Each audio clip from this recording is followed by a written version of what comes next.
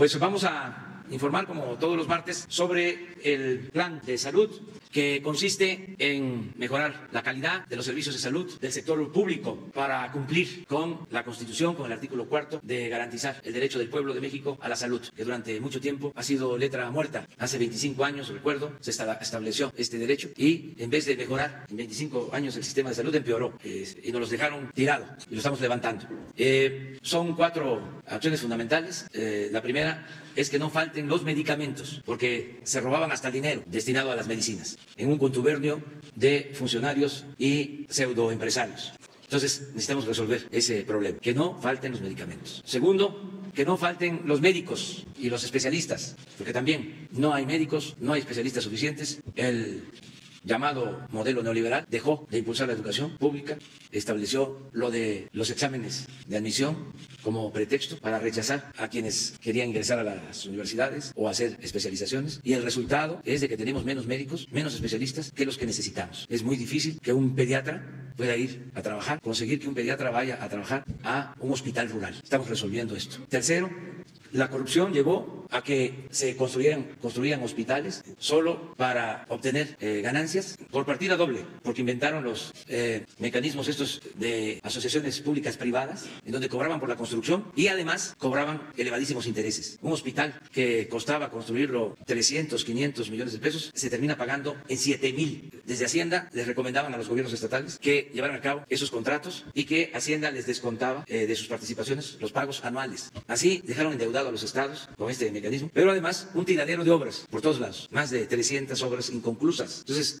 lo tercero es terminar esas obras, mejorar toda la infraestructura de salud. Y el punto 4 es basificar a los trabajadores de la salud, porque hay más de 80,000 trabajadores eventuales trabajando por contrato, algunos desde hace 20 años. Entonces, hicimos el compromiso de que se van a regularizar poco a poco para que tengan estabilidad laboral y sigan manteniendo su compromiso de ayudar a que saquemos adelante el sistema de salud pública. Por eso todos los martes vamos a informar aquí sobre este plan, que como otros planes tiene oposición, resistencia por los grupos de intereses creados. Entonces vamos a dejarle al doctor Hugo López-Gatell que nos informe cómo vamos en el plan. El objetivo es que el 1 de diciembre de este año va a haber un sistema de salud pública totalmente distinto, eficiente y con medicamentos, con atención médica de calidad y gratuito, porque eso también es muy importante. La gratuidad, nada de cuotas de recuperación o cobrar por la atención médica o por los medicamentos. El propósito es que se garantice el derecho a la salud a quienes no tienen seguridad social. Entonces vamos a pedirle al doctor Hugo López-Gatell que nos informe cómo vamos. Gracias, señor presidente. Muy buenos días tengan todas y todos ustedes. Hoy martes 11 de febrero tenemos el pulso de la salud y hoy queremos compartir con ustedes 2 experiencias de la semana reciente que son muy ilustrativas de estos obstáculos, de estas resistencias que ha mencionado el presidente. Y se trata del fenómeno de los intermediarios, cómo los intermediarios perturban las relaciones sociales entre proveedores privados, entre el sector privado y el sector público como comprador mayoritario de los insumos para la salud. Lo vamos a ilustrar con 2 casos del trabajo de la semana más reciente. El primero es lo que pudimos constatar en el Instituto Nacional de Neurología y Neurocirugía. Esto fue del conocimiento público. Teníamos antecedentes a lo largo de varios meses de quejas por parte del personal médico y de enfermería por falta de insumos en este instituto y además quejas por cierres parciales de la atención en el instituto. Y esto motivó una visita de supervisión, de inspección, que hicieron conjuntamente el secretario de Salud, la secretaria de la Función Pública, el comisionado coordinador de los Institutos Nacionales de Salud el pasado 6 de febrero. La visita fue muy esclarecedora, pudieron visitar las distintas áreas del instituto, pudieron hablar de manera directa, abierta,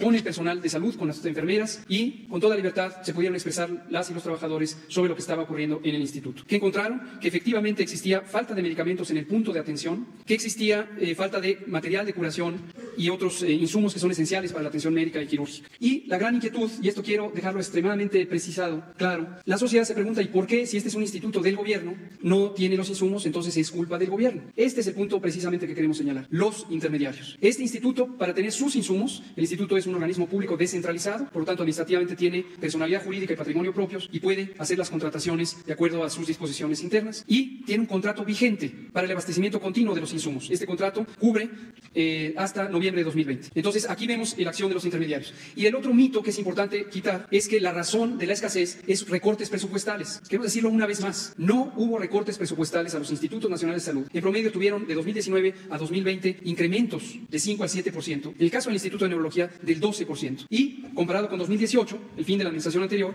hubo también incrementos que atenuaron el efecto de la inflación. Entonces, no es por falta de presupuesto, el dinero existe y está asignado, no es por falta o por indisposición del gobierno de que tengan los insumos, dado que tienen contratos con entidades intermediarias de la provisión de los insumos, los intermediarios. Lo siguiente es el caso de los medicamentos. Y vamos aquí a explicar cómo se compraban antes los insumos para la salud, en el sexenio pasado en particular, y qué hemos hecho para que sea diferente y por qué ahora es diferente. Como se ve en esta tabla, antes se compraba a través de distribuidores. Ya hemos explicado que existía un conjunto muy reducido de empresas distribuidoras que controlaban el mercado porque tenían cartas de exclusividad con un amplio conjunto de proveedores. En México, gruesamente, hay 1.400 compañías farmacéuticas, 10 grandes internacionales, 10 grandes nacionales y después otras de mediano y pequeño tamaño. Y todas tenían que ser canalizadas sus ventas a través de intermediarios, que son estas empresas distribuidoras. Es interesante además saber que las empresas llamadas distribuidoras, a su vez, subcontrataban empresas de distribución, empresas conocidas, algunas internacionales, algunas nacionales, que hacen logística de distribución, de paquetería. Entonces, en realidad, eran empresas intermediarias. Se compraba a empresas condicionadas por esta carta de exclusividad, es decir, la industria farmacéutica tenía que firmar cartas de exclusividad con estos distribuidores y se concentraba la compra, por lo tanto, en estos 4 intermediarios. Y otro aspecto importante es que en el gobierno existían catálogos de medicamentos e insumos diferentes para cada institución. Por lo tanto, la calidad de la atención variaba para la población asegurada, la población no asegurada y al interior de las instituciones diferentes. La siguiente, por favor. Aquí se muestra con datos directos del Instituto Mexicano del Seguro Social, que es la institución que concentraba o hacía el proceso de compras, cómo a lo largo del sexenio anterior, 2013-2018, se utilizaron recursos hasta por 51 mil millones de pesos, un acumulado de 257 mil millones de pesos a lo largo del sexenio anterior para la compra de insumos, y se identifica claramente cuáles son las empresas que progresivamente fueron concentrando este mercado. Destacan las 2 primeras que están en los renglones de hasta arriba, donde pueden ver ustedes que de tener 14-17% del mercado, acabaron teniendo un quinto del mercado cada una de ellas, 20%, en conjunto 40% del mercado, y en el último renglón se ve el conjunto de otros 6 distribuidores y vean ustedes cómo pasó del 27% al 7% porque se fue concentrando en estos intermediarios. ¿Cómo lo hacemos ahora? En la siguiente. Hemos cambiado directa y radicalmente estas prácticas y ahora compramos a fabricantes, a laboratorios titulares, dueños de los registros sanitarios, y no necesitamos intermediarios. No necesitamos tampoco condicionamientos comerciales. Tenemos un diálogo directo con las empresas farmacéuticas, que son quienes generan el valor, generan el producto y pueden vender hoy de manera directa al gobierno federal. Y tenemos una licitación abierta a todos los proveedores, nacionales o internacionales. Es un mercado diverso, es más diverso si se considera el mundo en su conjunto, y aquí lo que puede distinguir la oportunidad es la calidad de los productos y, por supuesto, la oportunidad de tener los productos más apropiados en los tiempos adecuados. También, como conocen, hemos revisado los catálogos. Hoy tenemos un compendio nacional de insumos para la salud que nos permite tener el mismo estándar, la misma calidad de los productos de referencia para todas las instituciones del sector salud. Y como hacemos la compra consolidada, tutelada por la Oficialía Mayor de Hacienda, ahora podemos tener una apreciación de las necesidades de todo el país, o por lo menos de las 26 estados que se han adherido a esta compra consolidada y de todas las instituciones nacionales de salud. Finalmente, tenemos algunas estrategias adicionales que nos gustaría poner en perspectiva para que vean ustedes que no es una sola intervención aislada, sino es un conjunto de intervenciones. Aquí tenemos la compra consolidada, la instauramos desde abril de 2019, fue exitosa, nos permitió tener los mejores productos, en algunos casos, sobre todo de enfermedades de alta complejidad.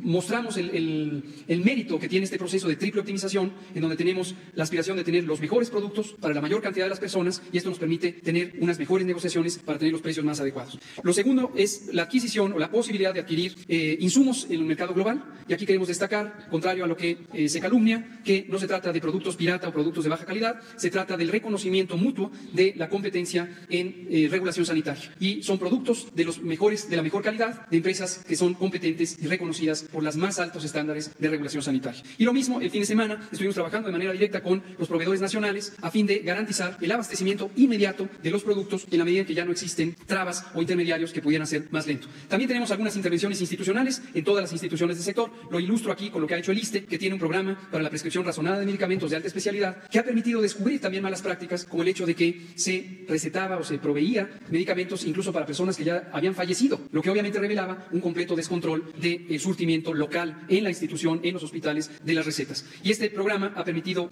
optimizar el uso de los recursos existentes. Hay un censo de pacientes para que sea congruente con la prescripción y también un sistema integral de abastos que permite que los insumos se usen, los que están disponibles, que son los que deben estar, y que no se sigan teniendo claves que están en cero porque ya son medicamentos obsoletos que no se fabrican o no son convenientes dados los estándares científicos y técnicos de la medicina. Gracias. Pues esto es, vamos avanzando. En estos días vamos a abrir hospitales que se están terminando. Ya se abrió un hospital que tenía tiempo sin operar en Yucatán, Tecash. Fuimos hace como 3 meses a una gira a Chiapas, al municipio de Amatán, y nos llevaron a ver un hospital también abandonado. Llevaba como 8 o 10 años. Ya se rehabilitó y está a punto de empezar a dar servicio. El día 20 de marzo vamos a inaugurar un hospital con especialidades, se amplían especialidades en Oaxaca, en Tlaxiaco, en la Mixteca. Y ahí vamos avanzando. Agradecerle mucho a enfermeras, a los médicos que nos están ayudando para convertir en realidad este propósito de que haya salud para todos, que se garantice el derecho a la salud. Entonces se va a trabajar. A ver, ¿tú estás levantando? ¿Es sobre el tema? Sí.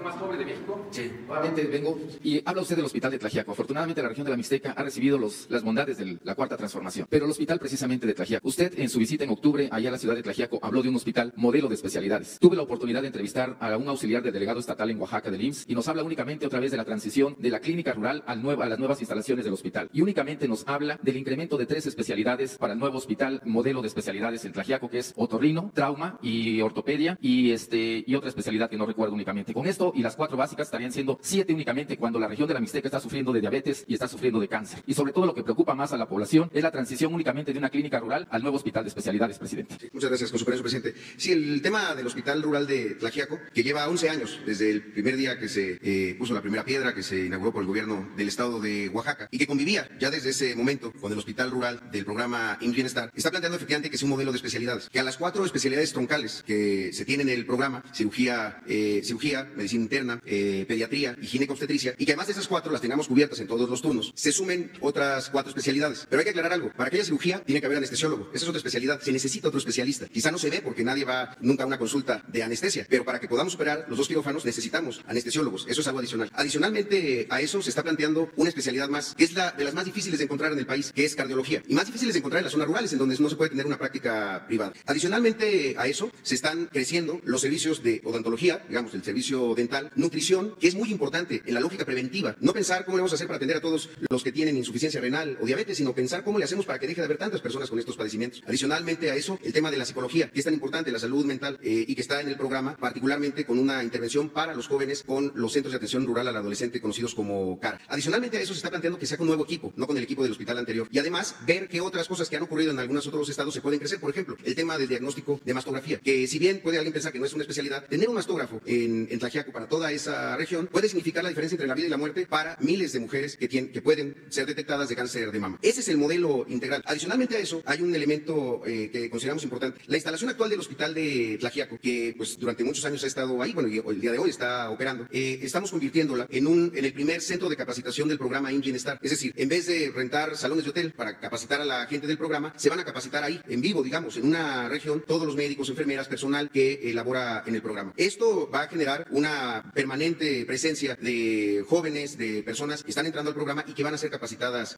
ahí. ¿Cuál es el diálogo con el gobierno del estado, con el gobernador Murat? Que acaben bien la parte del equipamiento que se comprometió, el asunto del camino, digamos, los accesos, los servicios, agua, luz, y se ha trabajado muy bien con ellos. Incluso comento que la última vez que conversamos al respecto, el hospital, me parece que es un materno infantil de Oaxaca, del gobierno del estado, en el que intervinieron ingenieros militares para acabarlo, porque también era de los que estaban ahí durante mucho tiempo. Se solicitó que el mismo residente de los ingenieros militares fuera quien llevara la obra de Tlaxiaco para que esta avanzara todavía más rápido. Quizá, y es algo que estamos haciendo el día de mañana, miércoles, estamos presentes allá justo para hablar con la comunidad sobre este modelo, para aclarar cómo es un modelo. No hay un modelo en el gobierno estatal, digamos, o de otro servicio de salud para población no derechohabiente que incluya todas estas especialidades. ¿Cuál es la clave? Ahí se cubren quizá ya cerca del 85% de absolutamente todos los padecimientos. Para los asuntos de alta especialidad y demás, pues el tema es cómo intercambiamos servicios, cómo referimos a estas personas a otros elementos del sector ya en el tercer nivel que no tiene el IMSS Bienestar. No existe un tercer nivel en ninguna parte del país de IMSS Bienestar. Tlaxiaco y pronto también San Quintín van a ser los dos hospitales modelos con todas estas nuevas especialidades y también servicios. Gracias. Fernando, director, nada más mi participación. Con esta situación que usted nos comenta, nos deja prácticamente en el abandono para consulta externa. Recuerde que Tlaxiaco es el único hospital que tenemos, el que teníamos el hospital rural. Ahora que lo trasladen al hospital de especialidades, pues prácticamente la consulta externa estaría en el completo abandono, sobre todo para las beneficiarias del programa Bienestar. Y eso es lo que preocupa a la Tlaxiaco porque era la promesa que nos venían haciendo desde gobiernos anteriores, únicamente transitar la clínica rural al nuevo hospital. Y pues no quisiéramos pensar que se trata únicamente de un maquillaje de esta clínica que tiene más de 30 años. Y seguido de eso estamos a 40 días de la promesa del presidente de la República, 20 de marzo, la fecha que espera Tlaxiaco para inaugurar este hospital, y las obras no avanzan. Sí, bueno, la consulta externa sigue igual, e incluso en el nuevo hospital va a haber un número adicional de consultorios. De las cosas que estamos haciendo es que estas especialidades troncales del programa estén cubiertas en más turnos, es decir, que haya más doctores durante más tiempo, porque muchas veces podríamos decir, bueno, es que un hospital rural de bienestar tiene pediatra, porque está en el programa, porque está en la regla de operación. Sí, pero el asunto es que esté el pediatra ahí y que esté el pediatra en todos los turnos que son necesarios. La consulta externa no se está cancelando. Qué bueno que lo pregunta para aclararlo. No estamos cancelando la consulta externa, le estamos creciendo. Quizá hay que aclarar todavía más y vencer cualquier tipo de resistencia que pudiera haber a quienes se oponen a que haya más servicios, más capacidad de consulta, más capacidad de cirugía programada. Porque eso es lo que al final de cuentas va a ocurrir, que a la hora de tener un hospital con más quirófanos y también más consultorios, pues podamos atender a más personas y entrar en el programa de tiempo completo para fin de semana. O sea, es un programa integral. Tener dos hospitales en la misma zona, operando para la misma población, es justo de las distorsiones que teníamos que evitar. Preguntarnos por qué nunca abrió ese hospital y pensar cómo se está resolviendo. Sabemos de la importancia de Tlaxiaco para toda la región y justo por eso es que queremos atenderlo en un solo lugar con los esfuerzos ahí concentrados para poder crecer en el número de consultas, en el número de cirugías y en el número de especialidades. ¿Por qué esta situación no se acató la indicación del presidente de llegar a informar a los 8 días, como cuando llegó en octubre, que dijo el presidente, les instruyó a los directores, al secretario de salud, que lo llegara y que lo informara a la población abierta? Y además, ¿no era mejor dejar esta clínica, aunque sea con consulta externa, y tener otra clínica? Nosotros esperamos que a lo mejor era otra modalidad del nuevo sistema bienestar o de IMSS, pero en dos facetas, no amontonar el hospital en un solo. Es que es justo eso. Uno, no es una clínica, es un hospital. La diferencia es que tiene hospitalización, que tiene quirófanos. Lo que vamos a hacer es eso, crecer, no es amontonar. La idea que se instauró durante todo este régimen neoliberal era que todos tenían que tener un hospital, porque el privilegio y las razones, las motivaciones era construir, tener un contrato de construcción, de contratación de equipo y demás. Un hospital bien operado, con las especialidades suficientes, con el personal suficiente en la consulta, en la cirugía, ampliándolo los fines de semana, puede funcionar mejor. Pensar que vamos a tener dos hospitales operando a la mitad, pues la verdad que no es del beneficio de la propia población. Tener un hospital que está atendiendo partos en un lugar y otro en otro lugar para población no derechohabiente, pues porque hay dos hospitales ahí, es justo de esas distorsiones. En el recorrido que hicimos con el presidente de los hospitales rurales de IMSS Bienestar, llegamos a encontrar hospitales ahí en el Estado de México, por ejemplo, que tenían colindancia, o sea, que estaban ahí pegados, que estaban en el mismo terreno, atendiendo a la misma población. Hay un elemento que justamente se refleja a veces en hospitales abandonados como o peor aún, en hospitales que están compitiendo con otra institución y que tienen desocupación cuando tenemos tanta necesidad. El asunto es eficientar los recursos, que en la operación de ese lugar pueda crecer y pueda atender a absolutamente todos. Y reitero, que en las instalaciones actuales se les dé un uso social, de gran utilidad social. Creo que es importante y además sí se atendió, se hizo una visita justamente para resolver este tema. Entendemos que es un hospital que es el producto de muchos años de agravios y de mentiras, pero justamente lo queremos resolver y no lo vamos a resolver faltando a la verdad de la situación, de cuál es la mejor solución ahí. Yo creo que ahí hay que preguntarse por qué se construyó, por qué pasaron casi 3 gobiernos estatales sin que se pudiera resolver, y en parte es eso, no engañar a la gente pensando que va a haber 2 hospitales de especialidades funcionando a plenitud. Eso de verdad resultaría prácticamente imposible. Es mejor tener uno con todas estas nuevas especialidades y funcionando a toda su capacidad. Gracias. Bueno, nada más para los habitantes de la Mixteca, de esta región de Tlaxiaco, decirles que vamos a cumplir, que voy a estar el día 20 de marzo, vamos a estar en Tlaxiaco, que es viernes. El 21 vamos a estar en Guelatao, todos los 21 de marzo voy a visitar Guelatao, y vamos a inaugurar el hospital con estas nuevas especialidades, y va a haber también consulta externa, atención médica para los que no tienen seguridad social, y estamos poniendo orden y también cambiando la concepción que se fue imponiendo por razones mercantilistas, de darle más importancia a la medicina curativa que a la preventiva, porque la curativa pues tiene que ver con el dinero, o sea, son las grandes empresas que producen los medicamentos, cuando si tenemos un buen sistema de salud preventivo, un buen primer nivel de atención médica, ahorramos muchísimo, es mejor prevenir que curar. Por eso es muy bueno todo lo que se está haciendo para la educación nutricional, para no consumir productos chatarra, para hacer ejercicio. Ya ven que ahora tengo que moderarme en el manejo de las heces, porque si me las como o las digo de más, me critican. Entonces, medicina preventiva. Y lo otro, pues es la corrupción, ese es el cáncer. Era construir por construir hospitales por todos lados, porque ahí estaba el negocio de contratistas vinculados con políticos. Les decían en Hacienda, acepta la construcción de este hospital con esta empresa. Eran hasta hasta familiares, muy influyentes, decían a los gobernadores de estas asociaciones públicas privadas, y ahí a construir los hospitales, gastos generosos. Tenemos unos hospitales terminados, enormes, Gómez Palacio, La Laguna, que costó miles de millones de pesos. También Durango, porque Gómez Palacio es Durango, la capital, en Durango, otro gran hospital, ocupado 2 pisos, nada más. Tenemos que equipar el de Gómez Palacio y operarlo, porque no es nada más construir por construir. Ese es el negocio de las empresas constructoras, pero cuesta operarlo, un hospital 300, 500 millones al año, pero eso no les importaba el contrato. Nosotros tenemos un problema en lo mal que se han portado las empresas contratistas en el periodo neoliberal, nacionales y extranjeras, empresas que no cumplen, que se quedan con los anticipos. Ahora, en el tiempo que llevamos, tengo muy buena experiencia en 2 casos de 2 empresas constructoras, y este es un tema que vamos a estar tratando aquí. Un buen ejemplo, los ingenieros militares en la construcción del aeropuerto están haciendo una obra de calidad, ahorrando en tiempo. La otra experiencia es una empresa holandesa que está a cargo del relleno de los terrenos donde se va a construir la refinería, que en marzo termina, de acuerdo al contrato, sin ampliación de presupuesto, en el tiempo y con calidad. En el resto no puedo decir lo mismo. Imagínense, heredamos la construcción, les voy a poner algunos ejemplos, de la carretera Estación Don a la frontera, a Nogales, 900 kilómetros. Llegamos, faltaban como 50, 60. Pregunto a los ingenieros, ¿y cuándo terminamos? Y me dicen, no, pues para abril o para mayo. Y ahí voy, a Sonora, a decir, en abril o mayo se termina. Pues estamos hablando de muy poco. Pues no hemos podido terminar, porque las empresas constructoras están vinculadas a políticos. Es lo mismo de lo de las medicinas. Lo mismo. No, pues hagan ustedes su trabajo. O sea, influyentes, y estamos resolviendo. Y así les puedo hablar de otros casos, de muchos otros casos. Ahora que se está licitando para la restauración de la vía del ferrocarril del Istmo, para mejorar la vía del ferrocarril del Istmo, están dando los contratos. Quiero hablar con los empresarios que están ganando las licitaciones para decirles, esto ya cambió. ¿Saben que las empresas contratistas tenían más abogados que ingenieros? Eran especialistas en alegar, y el gobierno era su puerquito, ganaban todo, y apenas estaban recibiendo un contrato y ya estaban pidiendo ampliación. Eso se termina, se acaba, sea quien sea. Aquí vamos a transparentar todo. La empresa que cumpla va a tener un reconocimiento del gobierno. Cuando inauguremos una obra, el gobierno de la República, con dinero del presupuesto, que es dinero del pueblo, inaugura esta obra que fue construida por la empresa tal, fulana de tal, que actuó con honestidad, responsabilidad y obtuvo una ganancia razonable, no como estaban acostumbrados a robar, pero sin medida. Entonces les vamos a hacer un reconocimiento, pero la que quede mal va a ser también famosa, se los aseguro. O sea, va a conocerse su responsabilidad en México y en el extranjero, porque no se puede continuar con lo mismo. Es necesario los cambios. A ver, sobre el tema. Gracias, presidente. Antonio López, del periódico La Razón. Sobre este mismo tema de empresas intermediarias, lamentablemente, pese a los esfuerzos de este gobierno, parece que continúan algunas resistencias. Quiero plantearle un tema que hemos venido manejando en La Razón desde hace varias semanas. No había podido preguntarle. Nosotros denunciamos un tema en torno a diversas irregularidades que tienen que ver con el Programa Nacional de Fertilizantes de la SADER, que por cierto cumplió 1 año de su inauguración de este programa, que fue piloto el pasado 8 de febrero. Le dimos la voz a varios productores agrícolas quienes han denominado este programa como que fue un rotundo fracaso. Eso lo dicen ellos, toda vez que el padrón nunca se transparentó, no se sabe quiénes fueron los beneficiarios.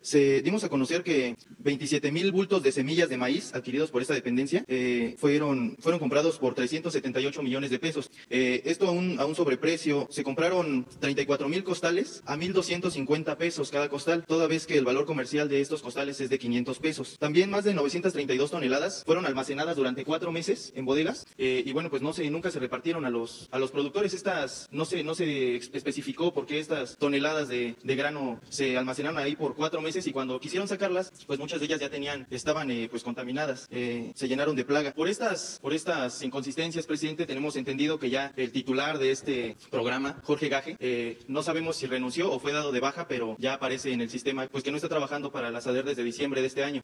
Lo que yo quería preguntarle era cuáles son las acciones que va a tomar su administración para poder mejorar el programa, que tuvo tantas irregularidades el año pasado. Sin embargo, el día de hoy damos a conocer que lamentablemente, pese a la destitución de Jorge Gaje, se presentan ya este año también irregularidades.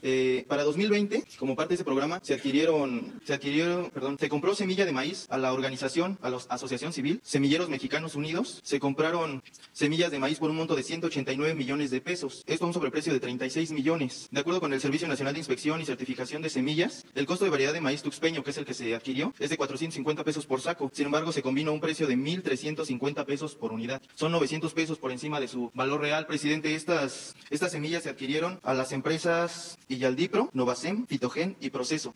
Saber si usted ya tenía conocimiento, estos documentos están en manos de nuestro compañero que hizo el reportaje, Gerardo Mejía, y bueno, pues saber si usted ya tenía conocimiento de estas irregularidades, qué están haciendo al respecto y qué va a hacer su administración para que pues se pueda garantizar la entrega de fertilizante y de semilla de maíz a los productores. Sabes que el año pasado pues incluso se hablaba de riesgos de hambruna por la falta de estas semillas. Sí. Este es un tema que lo estamos atendiendo. Cambió el sistema de entrega de fertilizante, se federalizó en el caso de Guerrero, y los que abastecían el fertilizante desde hacía mucho tiempo, pues seguramente no les gustó el cambio, tenían ya establecido su negocio. Y también en la distribución del fertilizante en Guerrero había mucha corrupción. Se decía que se entregaba el fertilizante, no se entregaba, o se entregaba y se compraba a los beneficiarios del fertilizante. Entonces tomamos la decisión de crear un sistema de distribución de fertilizante gratuito a todos los productores, y hubo resistencias el año pasado, incluso en la zona más pobre fue donde tuvimos más dificultad para entregar el fertilizante, en la montaña, por organizaciones que estaban acostumbradas a comercializar el fertilizante. Pero también hubieron errores de parte del gobierno, de servidores públicos, y lo que tú estás aquí dando a conocer lo vamos a revisar. Le voy a pedir a la secretaria de la Función Pública que haga una investigación con todos los datos que tú estás aportando, porque no vamos a permitir la corrupción de nadie, de nadie. ¿Usted tenía conocimiento? No. ¿Tenía conocimiento sobre...? No tenía conocimiento, pero además hay una realidad. Todavía se nos quedaron, y esto aquí aprovecho para decir, servidores públicos del pasado,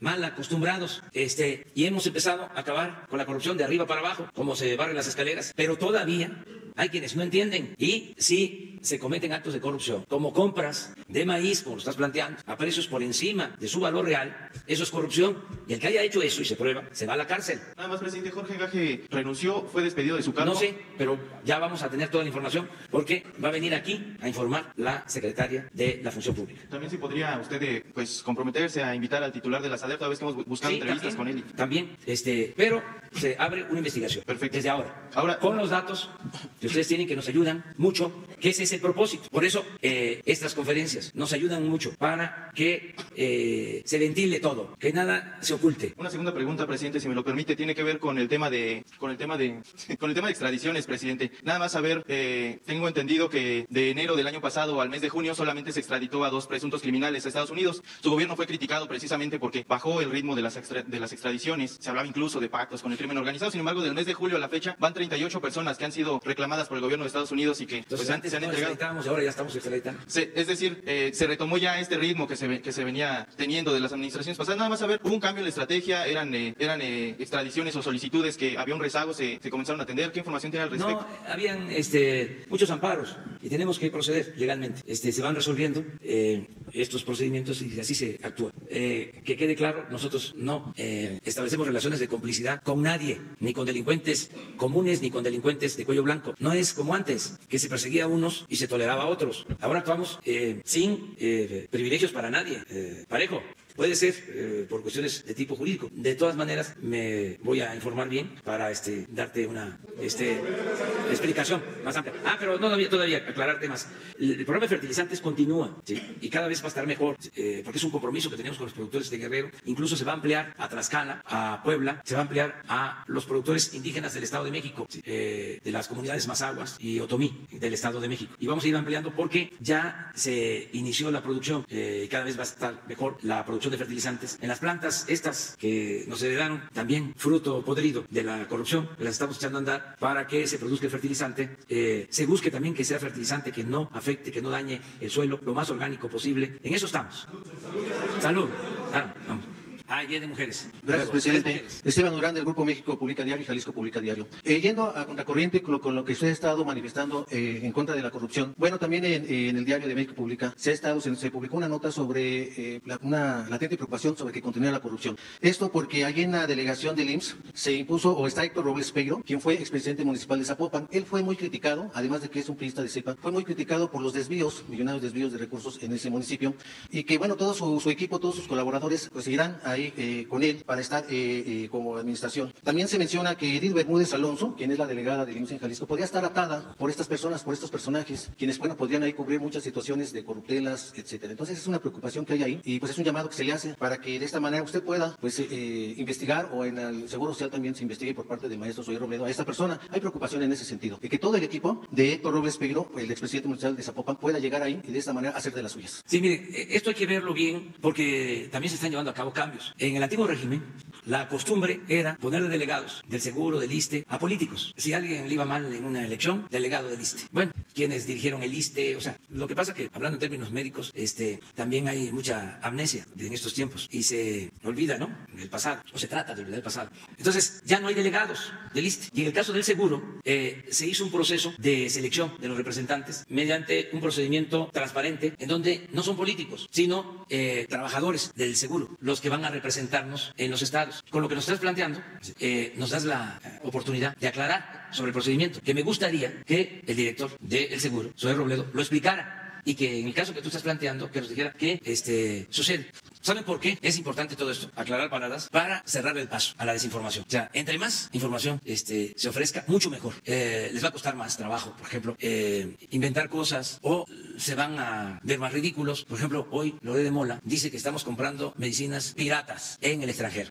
Entonces, cada vez se quitan la máscara, o sea, se enseñan más, se descubren más, en la medida que nosotros podamos informar, ¿sí?, bien. Por ejemplo, en el caso de las medicinas que se están comprando en el extranjero, todas las medicinas traen la autorización de la Organización Mundial de la Salud. Entonces no pueden ser medicinas piratas. ¿Pero por qué actúa así este periodista? Además de que es evidente que no nos quiere, pues es que había un monopolio. Empresas importantes, farmacéuticas del extranjero, no podían vender productos en México. Entonces se abrió al mercado internacional porque lo que nos interesa es de las medicinas. Y entonces se les afectó en sus intereses, porque ellos nada más ven el dinero, su Dios es el dinero. Y nosotros estamos aquí para velar por el interés del pueblo, en este caso por la salud del pueblo. Entonces por eso esas calumnias, pero en la medida que aclaremos, pues cada vez va a ser más evidente de que actúan en función de intereses creados. Y además también vamos a garantizar la libertad. Nunca vamos nosotros a censurar, no vamos a hablar con el director del periódico donde escribe Loret de Mola para que lo despida, porque nunca lo hemos hecho, porque no somos iguales a los que estaban antes, con los que tenían trato, los directores de periódicos de ese tipo, con honrosas excepciones. Tampoco quiero generalizar, pero esto ya cambió. Entonces por eso informemos, y por eso las mañaneras son de lo mejor, porque aquí nos informamos todos. Cada ciudadano es un medio de comunicación, ya no es como antes, y es muy importante que todos participemos, que todos ayudemos. La política no es nada más asunto de los políticos, la política es asunto de todos, y este es el propósito. A ver. Sí, muchas gracias, señor presidente.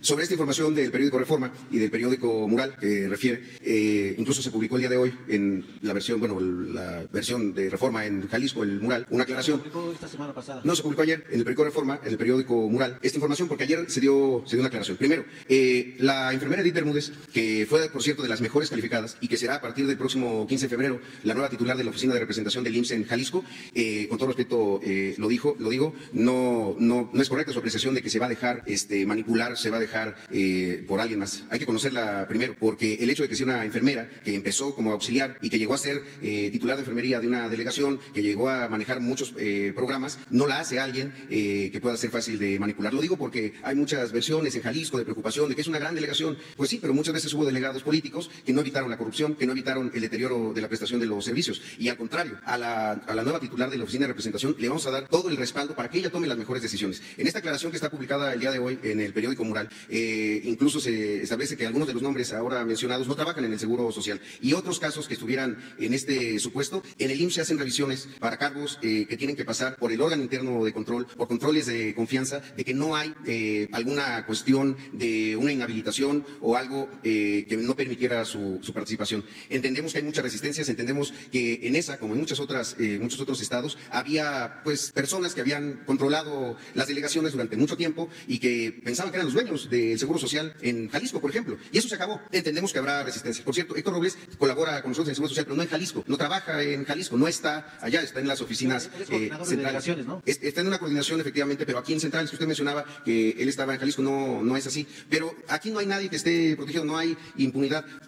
Si hay un procedimiento, un señalamiento, algo que se comprueba, se investiga. Y nosotros insistimos algo siempre en el Seguro Social con los 450,000 trabajadores que hay. En los casos en donde hay algún indicio, el órgano interno de control investiga. Y cuando investiga, nuestro objetivo no es solamente separarlo, sino que se inicien los procedimientos como se ha hecho durante muchos años. Pero agradezco mucho la oportunidad, porque en el caso de Jalisco entiendo que la resistencia al cambio sea tan grande a partir del hecho de que una enfermera hoy controle lo que durante muchos años políticos o incluso médicos ya convertidos ahora en la política mala de la contratación de los ochupos y demás, pues estén temerosos de que va a llegar alguien limpio a aclarar, a limpiar y seguramente a encontrar muchas cosas. No era tanto por la extracción de la delegada, sino más que nada por los antecedentes que había de este exfuncionario, el presidente municipal, quien había sido acusado de mal manejo de fondos y sus colaboradores. Pero, insisto, no hay en el caso de la enfermera Edith, la idea de que hay un equipo que la va a someter o un equipo que la va a manipular, pues es incorrecto. Si ella decide quiénes deciden o no, pues simplemente son decisiones que tomará la nueva titular de la oficina de representación. Gracias.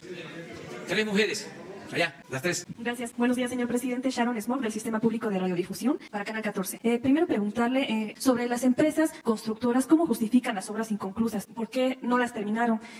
Saber si se les sancionará o se les involucrará para terminar las obras y saber si se está investigando o qué sucede con ellas. Y otra pregunta sobre otro tema, por favor. Sí, hay juicios en todos los casos, en comunicaciones, en Pemex, en todos. Pero, les comentaba, se volvieron leguleyos, o sea, con despachos de abogados y especialistas en manejarse en lo que es el Poder Judicial, de amparos, de procesos. Entonces, estamos buscando que se finquen responsabilidades y que se cumpla con contratos y tener mucho cuidado hacia adelante. Por ejemplo, les hablaba yo de los contratos para el transísmico. Voy a hablar con los constructores. Vamos a licitar el Tren Maya. Lo mismo, tener mucho cuidado, porque si una de las empresas de un tramo del Tren Maya no cumple, ya no terminamos la obra. Imagínense. O algo peor, lo de Odebrecht, que acabó con gobiernos. Ese proceso de esa empresa constructora, pues tiene prófugo a funcionarios en México, en otros países, tiene en la cárcel a expresidentes de la República. Eso lo tiene que decidir la autoridad competente en su momento. Pero lo que quiero comentarles es que tiene que haber una nueva ética. Tiene que saberse que ya no se pueden hacer negocios ilícitos, que se acabó el bandidaje oficial, los contubernios, y que se pueden hacer negocios. Tiene que haber inversión privada. El Estado no puede asfixiar la iniciativa de la sociedad civil. No estamos por el estatismo. Pero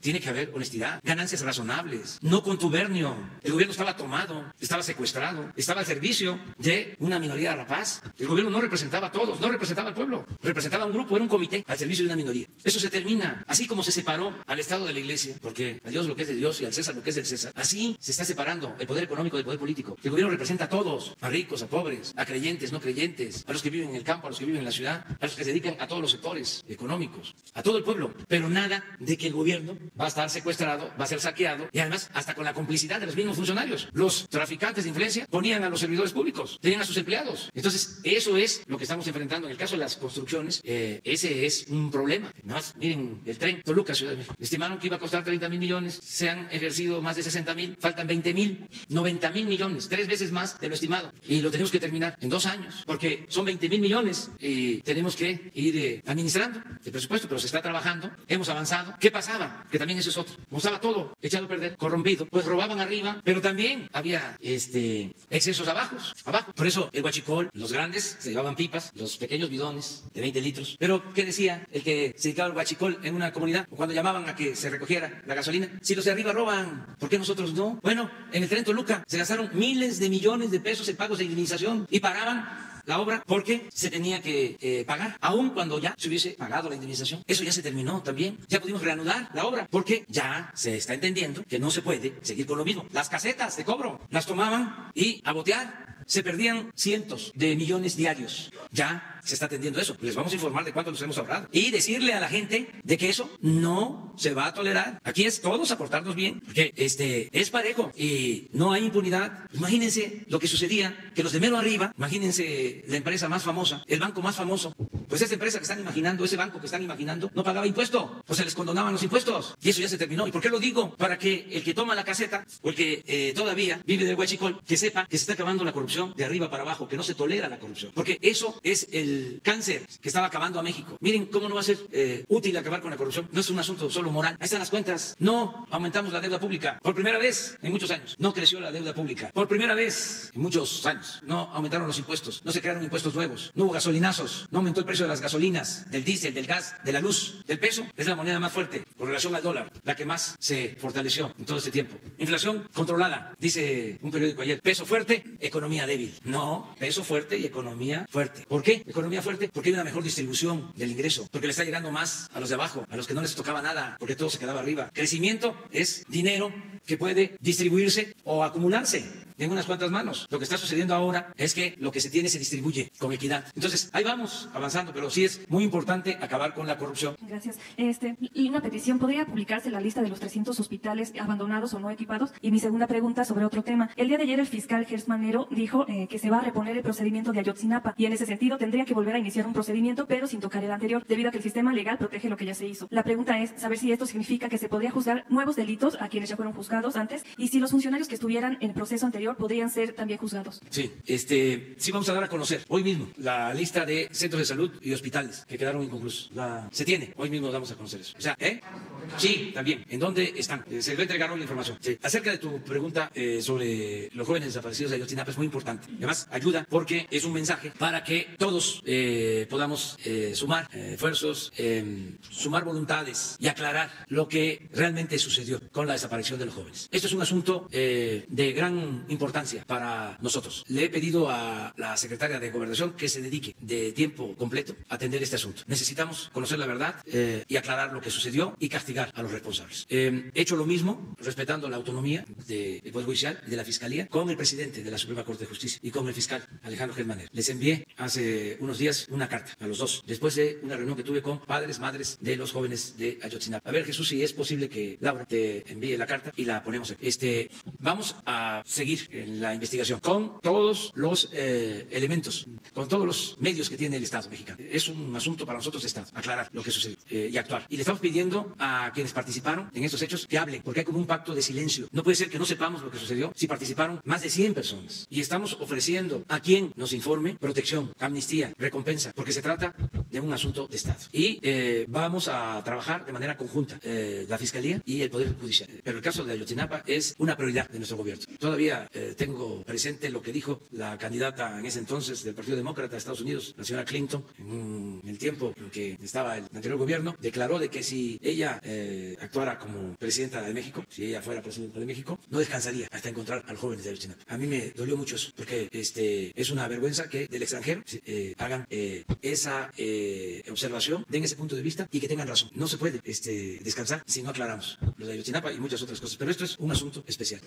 ¿Por qué lo digo? ¿Por qué lo hago público? Porque quienes están en la cárcel, quienes ya salieron, quienes nunca entraron a la cárcel, pero saben dónde están los jóvenes, nos pueden ayudar, nos van a ayudar mucho. No es solo un asunto de justicia, ayudan a los familiares, es un asunto de humanismo y fortalecen a México, se fortalece nuestro país, nuestro querido México, nuestra patria. Esto lo envié, a ver si me ayudas. ¿Sí? Con esta la carta dirigida al doctor Alejandro Gers Manero, fiscal general de la República presente. Respetable fiscal general, hoy me he reunido de nuevo con los padres de los estudiantes de la Normal de Ayotzinapa, desaparecidos desde hace 6 años. Como es lógico, conocer la verdad y el paradero de estos jóvenes es un objetivo superior del Estado mexicano. Nada ni nadie debe impedir esclarecer los hechos y hacer justicia. Es por ello que le solicito de manera atenta y con absoluto respeto a la autonomía del poder que usted representa, su invaluable participación para atender juntos y de manera coordinada dicha demanda de justicia, para la cual también invitaría a participar bajo las mismas condiciones de independencia y respeto al presidente de la Suprema Corte de Justicia, ministro Arturo Saldívar Lelo de la Rea. Estoy convencido de que si nos unimos, lograremos romper el pacto de silencio que ha perdurado por mucho tiempo y esclarecer lo acontecido, no prolongar la impunidad, hacer justicia y demostrar que somos auténticos representantes de un Estado social y democrático de derecho. De manera concreta, le propongo que usted, el señor ministro y yo nos reunamos con los padres de los jóvenes de Ayotzinapa cada mes para recibir el informe de la comisión respectiva y tomar las decisiones necesarias. La primera de estas reuniones se llevaría a cabo, si para ello no tiene inconveniente, el día 5 de marzo a las 11 horas en el Palacio Nacional. Conociendo su vocación de servicio y su visión de Estado, estoy seguro que contaré con su valiosa participación en esta noble causa. Atentamente, Andrés Manuel López Obrador, presidente constitucional de los Estados Unidos mexicanos. Ya me respondió por escrito. el fiscal que acepta, y lo mismo el presidente de la Suprema Corte. Él no por escrito, pero siempre ha estado apoyando. Seguramente en el transcurso de estos días va a expresar su apoyo el presidente de la Corte y vamos a trabajar juntos. Muy buenos días, presidente.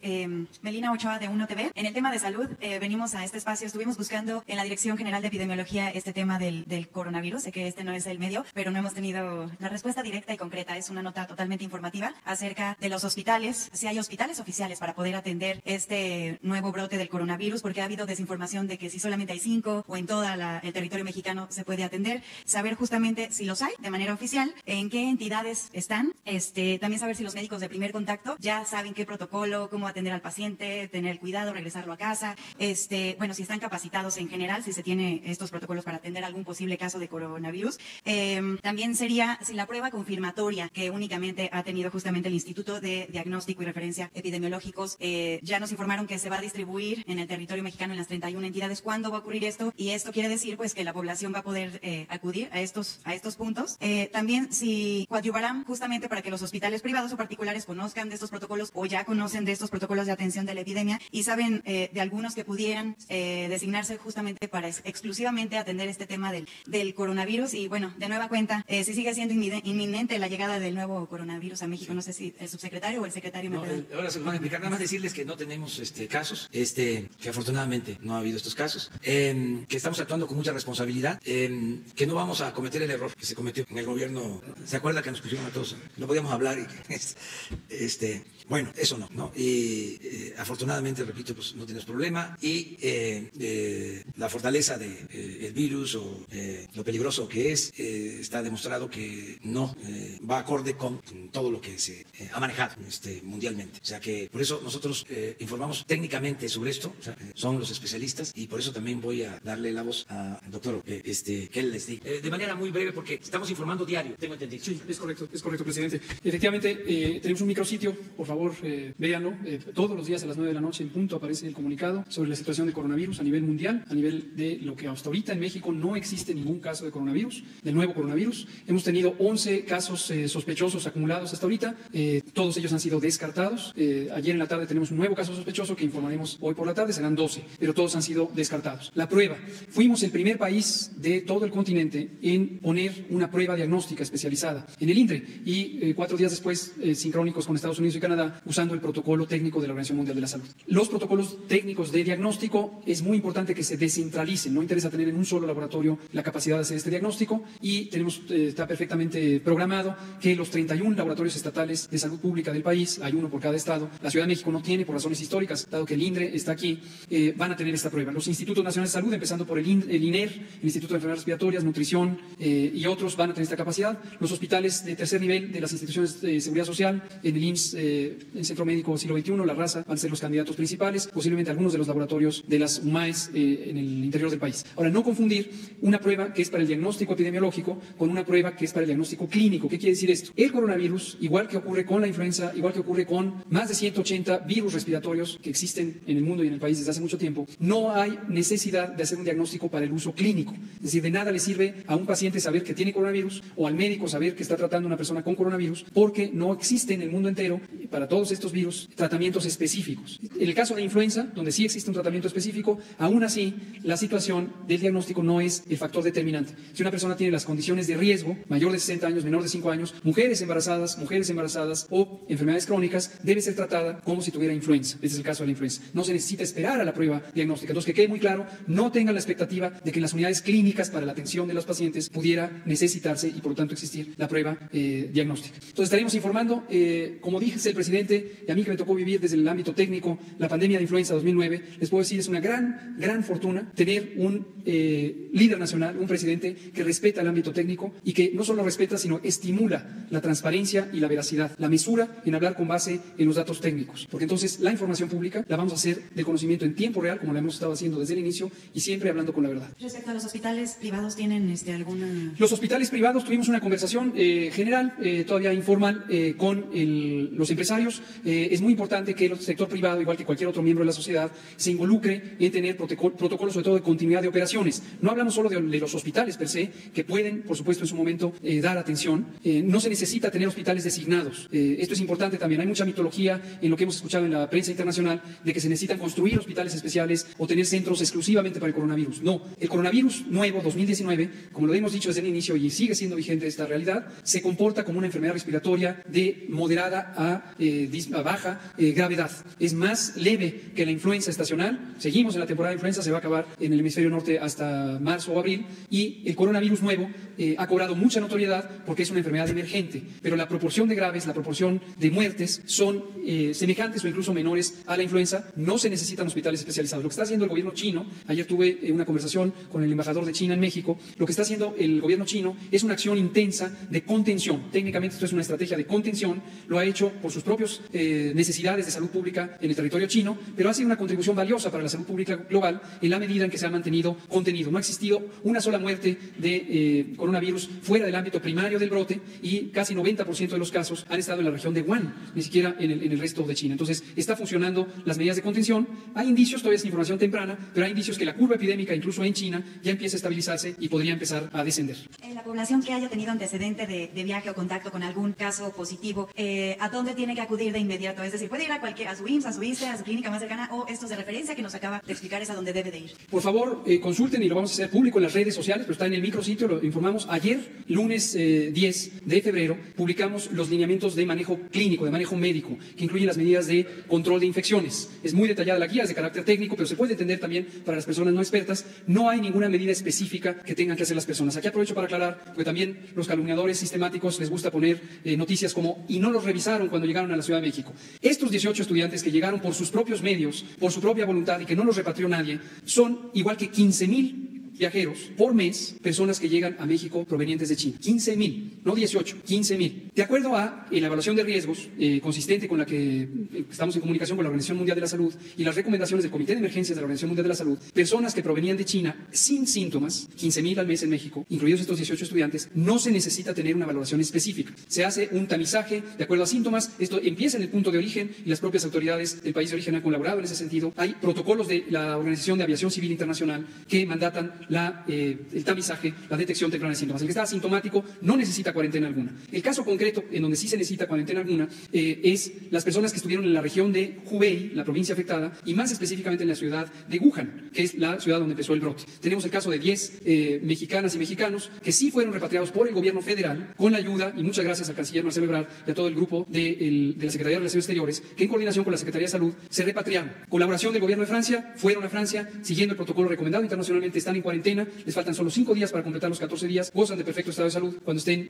terminado ese periodo, regresarán. Entonces, en conclusión, quien viaja desde China puede llegar a México, no va a ser inspeccionado, no va a ser puesto en cuarentena, siempre que sea asintomático. Es inminente, ¿verdad? La llegada, perdón, Como he dicho, lo dije con cierto énfasis la vez pasada, garantizándolo, se los digo de manera más técnica, es altamente probable que a México, igual que a muchos otros países, eventualmente llegue el coronavirus, y en ese sentido hemos estado actuando de acuerdo a los estándares internacionales de preparación y listos para responder si fuera necesario. Ahora, si no llega, pues qué bien. Gracias. Hasta ahora no ha llegado y que no llegue. Bueno. Gracias, presidente. Nancy Rodríguez, de Oro Sólido. Hay un tema en esta materia de salud que me ocupa sobremanera. Son dramáticos los casos de mujeres embarazadas dando a luz en jardines de los hospitales, en los baños, ya lo hemos platicado aquí. También horas y horas de enfermos en salas de espera. Tristemente se sabe de casos de pacientes que mueren en las salas de espera. También falta de camas para enfermos en urgencias, y sumamos el maltrato del personal a este punto. Al dar a conocer el programa del INSABI hace ya 2-3 semanas, aquí en esta conferencia se habló de humanizar la atención a los derechohabientes. Ustedes reconocieron que se ha perdido esa humanización hacia los derechohabientes. Si nos pueden detallar, esta sería una primera pregunta, si nos pueden detallar quiénes están llevando a cabo esta capacitación de humanización, bajo qué técnica, si nos hacen favor, y basado en qué modelo, porque es muy importante este aspecto, no necesita grandes inversiones y bueno, es solo un cambio de actitud y de mentalidad. Y también en este aspecto se nos informó que se ha platicado con el personal. Entonces, señor presidente, ¿qué posibilidades habría de que también pudieran asistir aquí a las conferencias los líderes líderes sindicales siempre han estado ausentes y qué posibilidades habría para ver su actitud y sobre todo su compromiso para humanizar este aspecto. Ahora, señor presidente, paralelamente, si me permite, bueno, durante años los mexicanos hemos sido maltratados, menospreciados y hasta ignorados por políticos y servidores públicos prepotentes y arrogantes, lo sabemos todos. Este aspecto pues ha sido muy importante en el desarrollo del país. Hace aproximadamente 10 meses le formulé una pregunta sobre sensibilizar a los servidores públicos para tratar bien a los ciudadanos, a raíz de un maltrato que sufrimos aquí en prensa de un compañero con cáncer que no se le permitió entrar, algunos lo recordarán.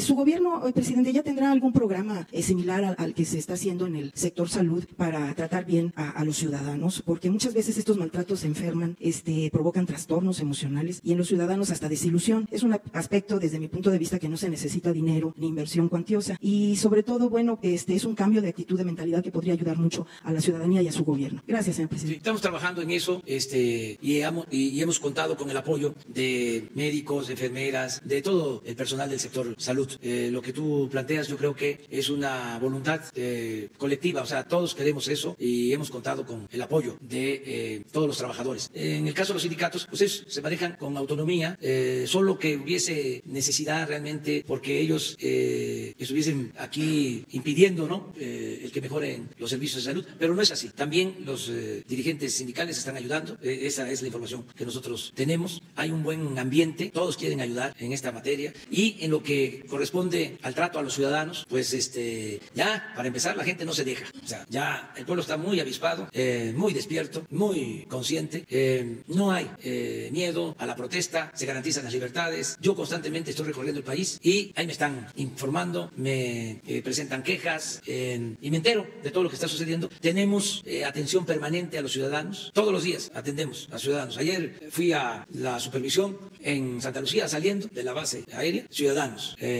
Ahí en algún caso se estaba llevando a cabo un desalojo ayer y de inmediato Atención Ciudadana atendió el caso, ¿no? Y siempre estamos en lo mismo y la recomendación a todos los servidores públicos es que se le dé un buen trato a los ciudadanos, que son nuestros amos. El único amo que tenemos es el pueblo de México y debemos de servir con entrega total y lo estamos haciendo. Y lo otro que le recomiendo mucho a los servidores públicos es de que se salgan de la oficina, que no le agarren tanto cariño a la oficina y que se vaya al campo, que se entre en comunicación con la gente. Ya está demostrado médicamente, de acuerdo a los últimos diagnósticos, de que si está uno mucho tiempo bajo la sombra, se pone uno de color amarillo burócrata y es más propenso al cáncer de piel. No es cierto, o sea, pero hace falta el sol. Y hace falta la comunicación con la gente, hablar con el pueblo. No tiene que haber divorcio entre el pueblo y gobierno. No es que nosotros gobernamos y allá está el pueblo. Y la vida del servidor público es estar firmando oficios, por lo general diciendo no, oye, hay esta solicitud, no se puede, la norma no lo permite. No, el servidor público tiene que estar sirviendo, siervo de la nación, decía Morelos. Entonces, además, es una transformación esto. Si viviésemos en otros tiempos, en tiempos de inmovilismo, entonces, pues sí, a llegar a las 9 de la mañana a la oficina, a leer el periódico, a ver la tabla, ahora el internet, el café, la plática, sacar la llave y abrir el escritorio, como a las 10:30, ver qué pendientes hay, ¿no? Ver cuáles oficios hay que elaborar para mandarlo a otra instancia en donde se está solicitando que se autorice que se compren las medicinas, pero falta que Hacienda dé su visto bueno, falta que Egresos nos informe si hay disponibilidad de recursos, falta que la Oficialía Mayor decida licitar para la compra consolidada, falta que se presenten propuestas para abastecer todas las claves, porque eso es muy importante. ¿Saben cómo era la tranza? Estos famosos que llegaron a ser hasta candidatos, el Seguro y de Hacienda, ahí les dejo de tarea que investiguen, empezaron con las compras consolidadas y le daban mucho vuelo a eso, pero si se licitaban 1.500 claves, así se llaman a las medicinas claves, ¿sí? 1.500 medicinas, ¿sí? Resulta que nada más ofrecían 500 y 700 se declaraban en desabasto. Entonces eso ya permitía a los compradores de medicina comprar sin licitar a 3, 4, 5, 10 veces más caro. Entonces no había medicinas, las que habían se compraban muy caras y siempre esta situación burocrática. Entonces ahora todos los días estamos recordando de que tiene que haber buen trato y que tenemos que estar en comunicación permanente con los ciudadanos, con la gente. ¿Podríamos conocer el método del sector salud tal vez para trasladarlo al gobierno federal, señor presidente? Sí, el secretario de Salud les puede informar y hay un médico encargado de la atención a los trabajadores del sector salud en este caso, que tiene su responsabilidad. Pero a ver, secretario, si nos informa sobre... Sí, gracias, señor presidente. Es una pregunta muy importante y en la amplitud que la menciona, no solo para los médicos, no solo para los que tenemos más cercanía con el ser desprovisto de salud, y en lo cual le quiero señalar que sí, efectivamente, la equidad se logra cuando existe la calidad, la atención, la seguridad y, desde luego, el continuum desde el nacimiento hasta la mortalidad, hasta la que muere un individuo, en calidad de atención. Y ahí está la pieza clave que la ha señalado muy claro, es el estar viendo al paciente siempre, al ser humano. Y esto se ha abandonado. Un efecto colateral de la atención que se ha abandonado en los otros elementos tiene en su contenido la moralidad, la ética y el humanismo. Un paciente en cualquier etapa de esta vida, de su vida, y si tiene acompañamiento, y fíjense, el acompañamiento lo provee la tercera parte, lo he dicho aquí, de las acciones donde está entre la vida o la muerte un individuo, el familiar es el que cumple con eso. Por eso, la prevención y la reorientación de nuestra medicina, como hoy se dijo desde el principio, de lo curativo, no haciendo a un lado lo curativo, sino haciendo un mayor énfasis en la prevención y en el núcleo central de la familia, es el inicio de que muchas veces se pierde con o sin enfermedad esta situación de humanismo, y está dada por violencia, por una serie de acciones de desajuste social que precisamente deben conducir los médicos también. Los médicos no son técnicos solo, los médicos deben saber cómo atender una emergencia, salvar una vida, etcétera, pero la gran mayoría, afortunadamente, de los seres humanos no mueren, pero quedan desgastados o con una enfermedad crónica que siempre debe estar acompañada de eso, y lo tenemos. Yo le doy la estrategia, nuestro seguimiento, para que usted la comparta. Muchas gracias. Bueno, pues hasta aquí llegamos hoy. Mañana migración. Mañana vamos a tener migración y vamos también mañana a tratar lo de la rifa del avión presidencial. O sea, vamos a tener mañana a las 7 de la noche una cena con empresarios que tienen dimensión social, que quieren ayudar para que se distribuyan los boletos de la lotería y que también ellos puedan comprar para entregar a sus trabajadores o para entregar en sus centros comerciales. Están invitados mañana a cenar aquí en Palacio, empresarios, para que nos ayuden a la distribución de los boletos para la rifa del avión presidencial. Están confirmados varios que van a estar acá. Además, ya saben de qué se trata.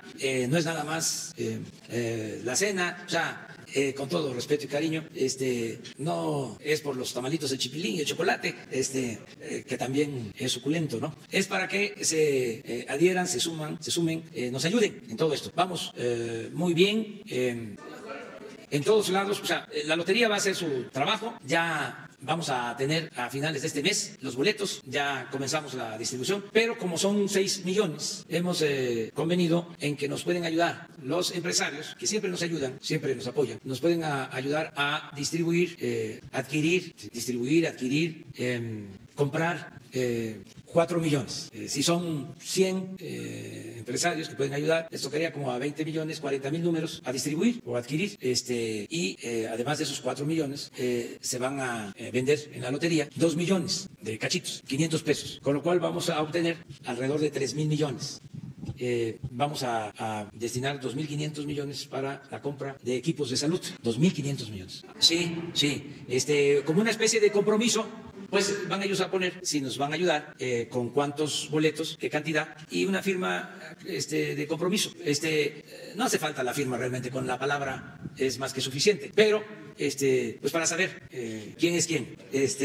Y ya el jueves, pasado mañana, les informamos cómo nos fue, o sea, cuántos se comprometieron, a qué cantidad. No vamos a dar a conocer los nombres, o sea, porque eso no es correcto. O sea, lo que da la izquierda no tiene por qué saberlo la derecha. Bueno, ahí nos vemos.